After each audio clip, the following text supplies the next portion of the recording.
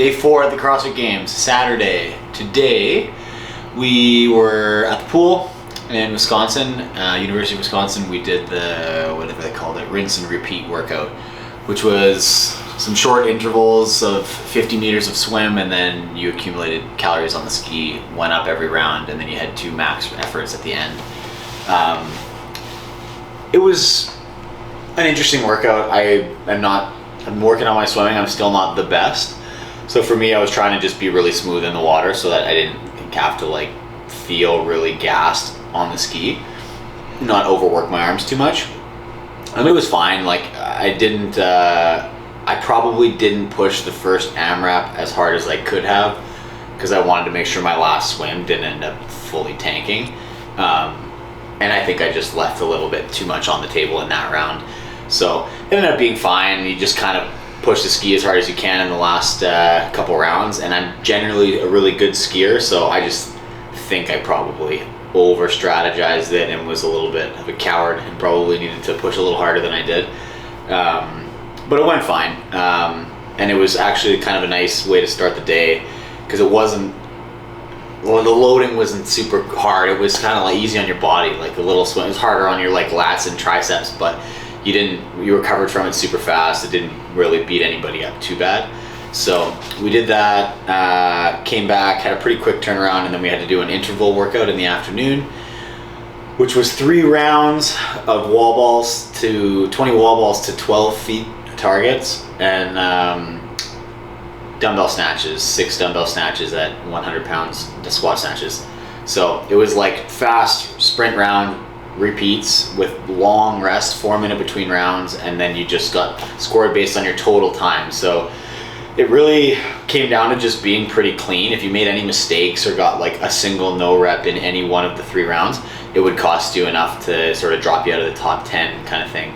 So that was sort of the priority, was just don't miss a target, don't fumble a dumbbell, just be as clean as you can, and run to the wall ball and run to the finish hard. So I did that and actually executed it pretty well. I don't have the fastest turnover in my wall balls or my squat snatches, but I was pretty clean throughout, very consistent with my times. So I think I ended up taking like a 9th or something like that, or 8th or 10th maybe.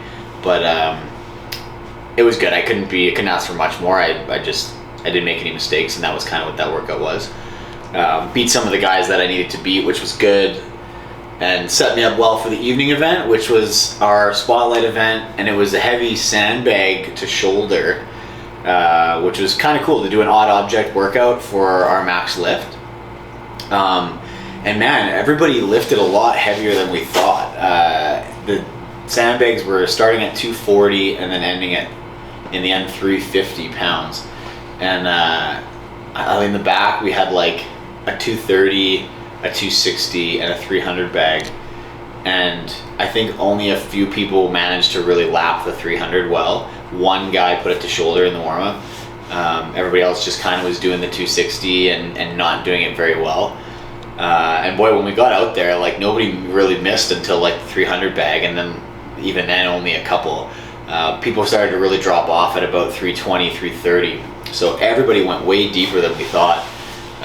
And unfortunately, I think I hit the 310 pretty nicely, and then I just couldn't get a good handle on the 320, and I missed that one, which is too bad. I think I needed to get that one up to make a good points play.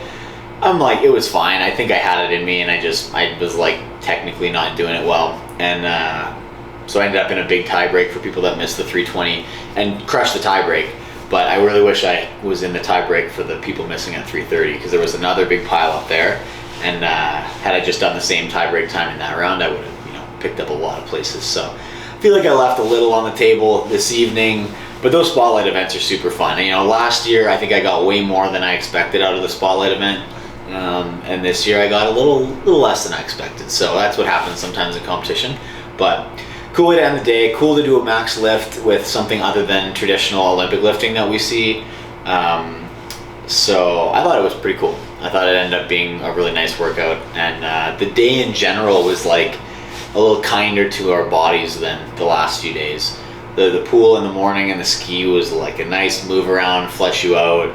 The afternoon workout was fast intervals, but the volume wasn't crazy, and you got a lot of rest.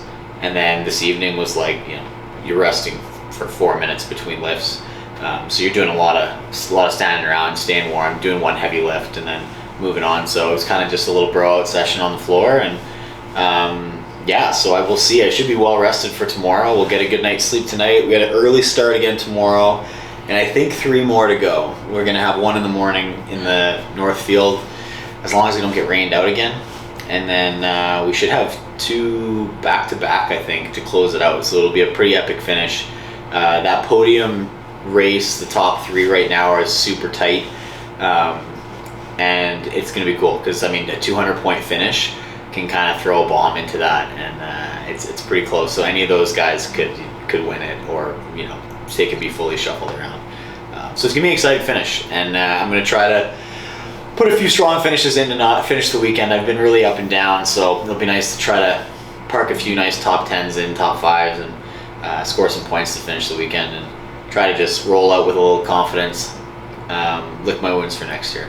But yeah, it's been good, and 1 more day, and then I can go on holidays for a little bit. So looking forward to it. 1 more. What do you guys say and talk about in the back? You said it's a bro out session.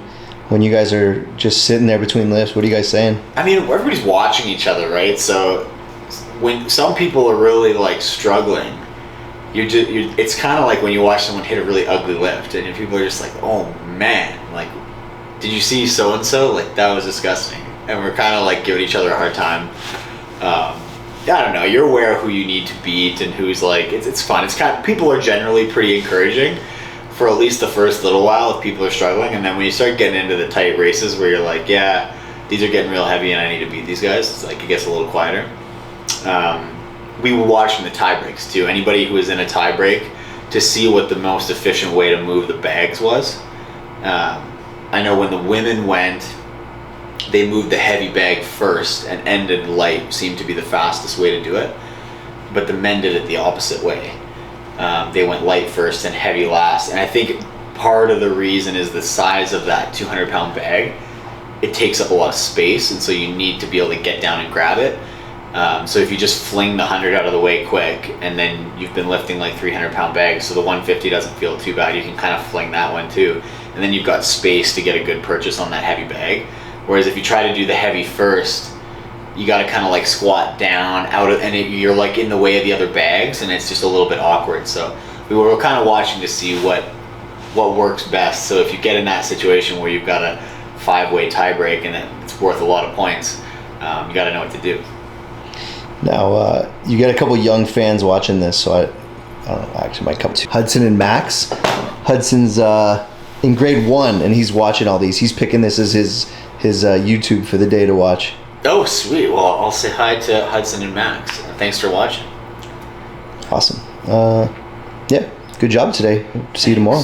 Yeah, it'll be good. We'll hopefully keep this train rolling tomorrow.